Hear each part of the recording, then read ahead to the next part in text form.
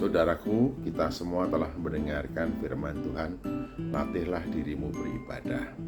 Kita semua juga seringkali mendengarkan untuk beribadah itu atau ibadah itu menjadi bagian dari hidup kita. Tapi tidak semua orang terbiasa beribadah, membiasakan diri beribadah, atau ada di antara orang yang sering suka meninggalkan pertemuan-pertemuan ibadah. Nah, firman Tuhan ini memberitahukan kepada kita bahwa latihlah dirimu beribadah itu supaya ibadah menjadi bagian yang tak terpisahkan dalam kehidupan kita. Ibadah, latihlah, ini ada hubungannya dengan kesehatan rohani, kesehatan hidup seseorang dalam hubungannya dengan Tuhan. Sebagaimana kita orang-orang punya jadwal dan agenda dalam hidup ini, olahraga, bahkan setiap hari ada jadwalnya, berapa menit lamanya, dan jenis olahraganya apa, dan mereka tertib melakukan itu dalam kehidupan sehari-hari. Bagaimana dengan ibadah? Untuk menjadi terbiasa bagi seseorang, maka beribadah perlu dilatih, didisiplin, ditertibkan, sehingga ibadah menjadi bagian yang tak terpisahkan dalam kehidupan seseorang.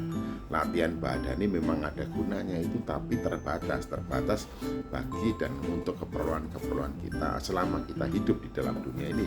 Tapi ibadah itu berguna bagi kehidupan di dunia ini dan juga kehidupan setelah kita meninggalkan dunia ini. Kita perlu dan harus selalu berlatih beribadah. Apalagi sebagai orang tua pasti juga mempunyai komitmen sebagaimana komitmen dari Yosua ya. Tetapi aku dan isi rumahku kami akan menyembah kepada Tuhan. Dan ketika menyembah kepada Tuhan menjadi keputusan keluarga, maka keluarga itu mendisiplin bagi seisi rumahnya untuk tetap dan selalu beribadah pada saat mana Tuhan memanggil umatnya untuk sujud menyembah kepadanya. Oleh karena itu, pikirkan dan camkan itu. Tuhan menginginkan kepada kita semua untuk sujud menyembah kehadapannya di dalam rumahnya. Oleh karena itu, kita masing-masing harus mendisiplin supaya tidak ada seorang pun di antara kita, anggota keluarga kita, tidak tertib dalam beribadah. Karena itu, sejak awal memang perlu melatih ibadah.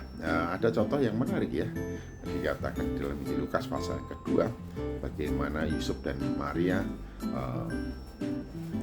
melakukan kewajibannya membawa Yesus ke bait Allah pada saat sudah memenuhi persyaratan pada waktu itu untuk pergi ke bait Allah. Dan dikatakan tiap-tiap tahun keluarga ini pergi ke sana pada saat mereka harus sana. Tapi pada hari-hari biasa atau pada event-event biasa, beribadah dilakukan di sinagog, yaitu tempat ibadah yang dekat dengan rumahnya di kampung halamannya.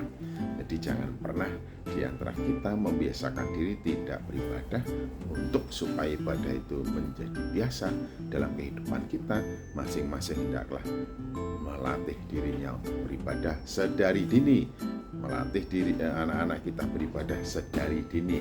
Dan saya mengucapkan selamat beribadah, karena ibadah itu berguna bagi kehidupan kita di dalam dunia ini. Ibadah itu menjadi satu yang akan menjadi kehidupan sehari-hari, atau ketika kita ketemu muka dengan Allah di dalam Tuhan kita Yesus Kristus.